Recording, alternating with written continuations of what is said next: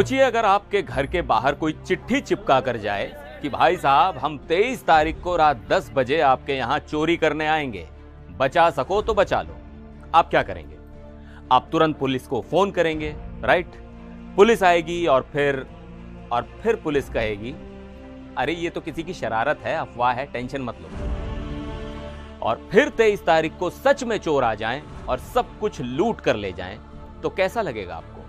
लगेगा कि आपके साथ बहुत बड़ा मजाक हो गया है। जी हां, ये कोई फिल्मी कहानी नहीं, बल्कि उत्तर प्रदेश के श्रावस्ती की सच्ची घटना है, जहां चोरों ने पुलिस को खुला अल्टीमेटम दिया और पुलिस अफवाह करती रह गई।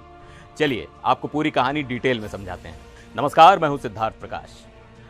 यूपी में आजकल क्राइम के तरीके भी हाईटेक और अजीबोगरीब होते जा रहे हैं। कभी ड्रोन से रेकी की खबरें आती हैं, तो कभी ऑनलाइन फ्रॉड। लेकिन श्रावस्ती के चोरों ने तो जैसे दुस्साहस की सारी हदें ही पार कर दी। यहां चोर अब चोरी नहीं करते, बाकायदा इवेंट मैनेजमेंट करते हैं। तारीख, टाइम, वेन्यू सब बताकर आते हैं। तो हुआ यह कि श्रावस्ती के मल्हीपुर थाना क्षेत्र में एक गांव है मैकूपुरवा। यहां 23 सितंबर को चोरों ने एक मकान पर एक नोटिस चिपका दिया, और नोटिस भी कोई ऐसा वैसा नहीं था, एकदम प्रोफेशनल धमकी लग रही थी। इस नोटिस पर साफ साफ लिखा था, बदनी, मकुनी, भगवापुर, भैसाही, मकुरवा, इन 5 गांवों में 23 सितंबर को डाका पड़ेगा।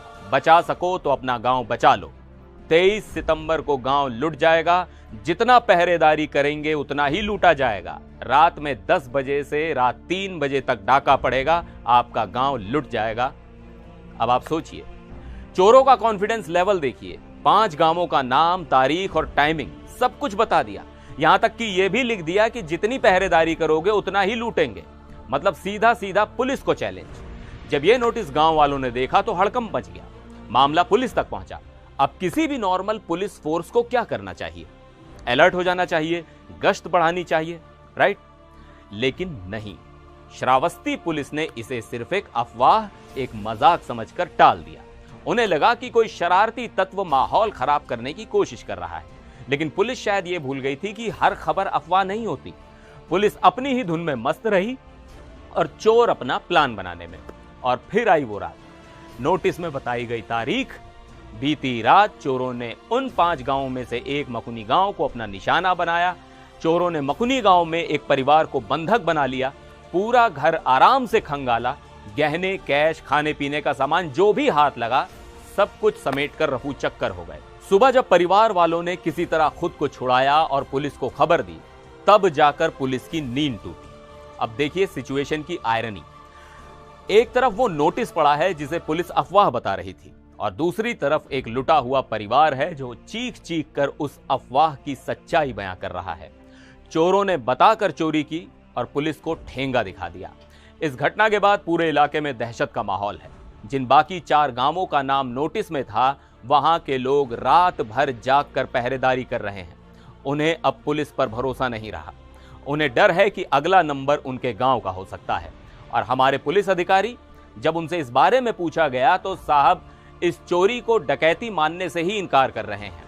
बस इतना कहा कि मामला दर्ज कर लिया है और कार्रवाई की जाएगी। लेकिन सोचने वाली बात है, अगर पुलिस ने उस चिट्ठी को सिर्फ एक कागज का टुकड़ा ना समझा होता, तो शायद आज ये परिवार इस तरह बर्बाद ना हुआ होता। तो सवाल यह है कि ये नाकामी किसकी है?